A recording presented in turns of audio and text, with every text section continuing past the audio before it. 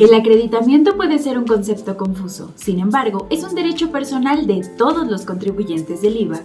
Por lo anterior, el editor de la sección fiscal de IDC, Ernesto San Ciprián, nos explica más sobre este concepto. ¿Qué es el acreditamiento?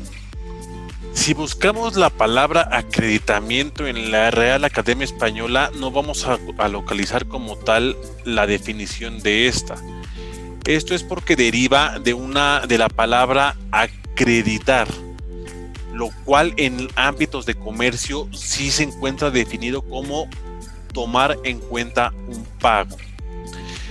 Bajo ese contexto, hablar de acreditamiento como una figura tributaria es hablar de un concepto jurídico no determinado.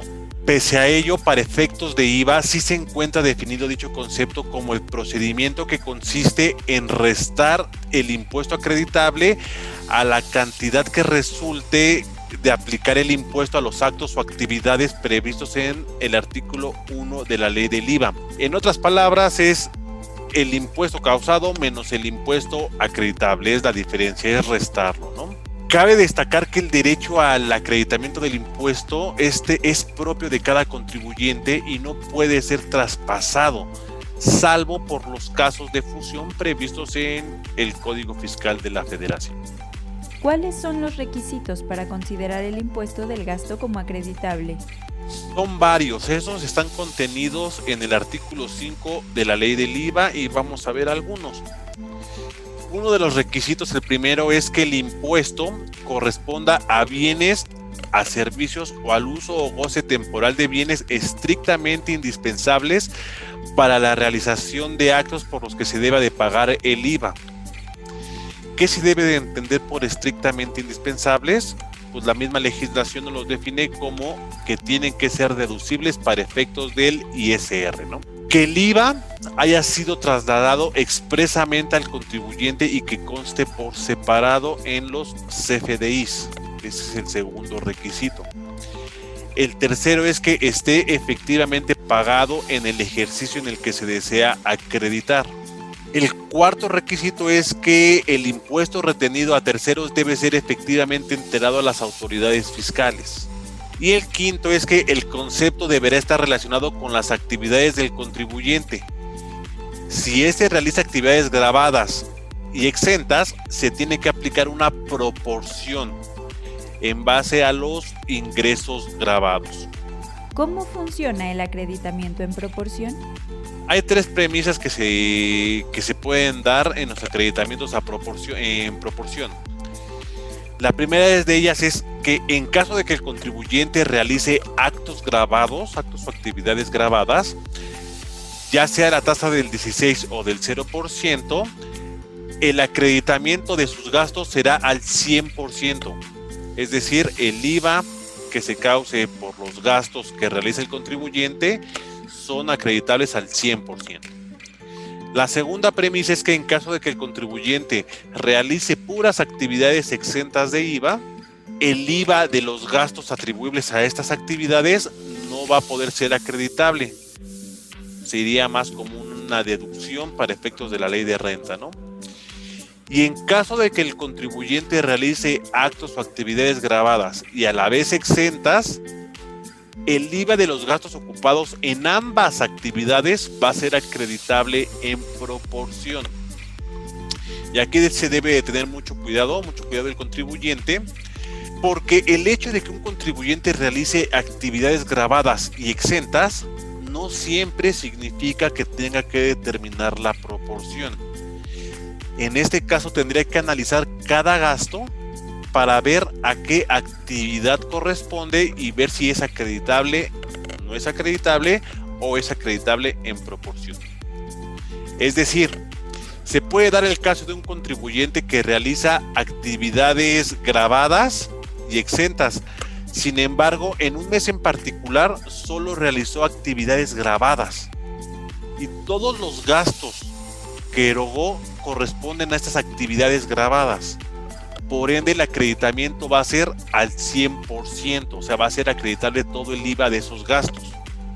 Por lo que respecta a las inversiones, tienen un tratamiento similar a la proporción, y esto se encuentra en el artículo 5A de la Ley del Impuesto al Valor Agregado.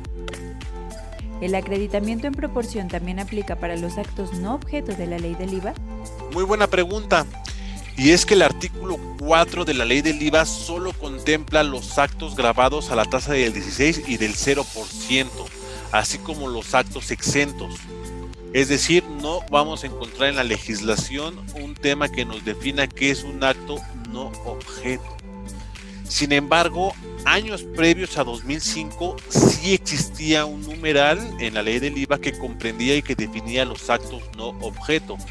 Sin embargo, la Suprema Corte de Justicia de la Nación lo declaró inconstitucional, toda vez que se consideró que este artículo violaba el principio de legalidad tributaria y de seguridad jurídica, al resultar que este concepto, o lo que se señalaba como actos no objeto, era ambiguo e impreciso.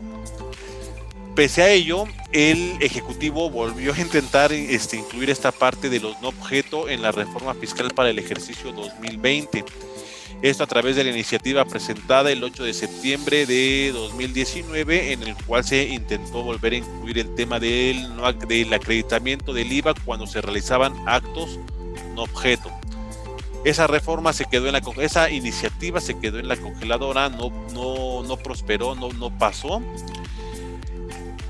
Pese a ello, ya existía algo que nos daba luz a este tema, ¿no? Que era el criterio normativo 45/IVA/N del anexo 7 de la resolución miscelánea fiscal para el ejercicio 2021. Básicamente, este criterio normativo señala que para la determinación de la proporción del acreditamiento del IVA es necesario considerar los actos diferentes a los establecidos en el artículo 1 de la Ley del IVA. Es decir, que para la proporción sí se debe de aplicar los actos no objeto. ¿A qué se refiere el acreditamiento del artículo 6 de la ley del IVA? En esencia es la misma situación, es disminuir un impuesto causado con un IVA acreditable. La diferencia que hay entre el artículo 5 y el artículo 6 es que el artículo 5 me prevé los requisitos de acreditamiento de los gastos, que es mes con mes. El artículo 6 se prevé como un método para recuperar un saldo a favor. Es el acreditamiento que se puede aplicar de saldos a favor generados en periodos anteriores y llevarlos a periodos subsecuentes, ¿no? Aquí es importante recordar que, de conformidad con el artículo 22 y 23 del Código Fiscal de la Federación, los contribuyentes pueden recuperar sus saldos a favor de dos maneras: vía devolución y vía compensación. Sin embargo, para efectos de la ley del IVA, el artículo 6 nos permite recuperarlo vía acreditamiento. Aquí hay que aclarar que el acreditamiento solo va a proceder contra el mismo impuesto que es contra el IVA, y va a ser por los meses subsecuentes hasta agotarlo.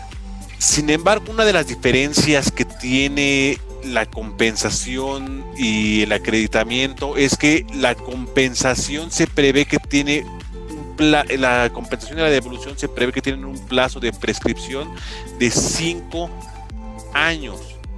Aquí el tema con el acreditamiento es que no se prevé ese plazo de prescripción, por lo que ha generado cierta incertidumbre respecto a el plazo en el que lo puedo aplicar esta vía para recuperar el saldo a favor, ¿no?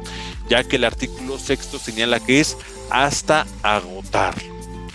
Otra diferencia que consiste entre el acreditamiento y la compensación es la actualización del saldo. La compensación, por un lado, en el artículo 23 del código, prevé una mecánica que es aplicando los índices nacional de precios al consumidor de ciertos ejercicios. Ahí nos marca la mecánica muy precisamente, ¿no? Muy clara. El tema para el acreditamiento es que no se señala esta mecánica, por lo que, en estricto sentido, los saldos a favor que se van a acreditar no podrían actualizarse. Muchas gracias a nuestro especialista por tan importante información, y nos vemos en la siguiente edición con más invitados. Suscríbete a nuestro canal y activa la campana de notificaciones para que no te pierdas ninguno de nuestros contenidos.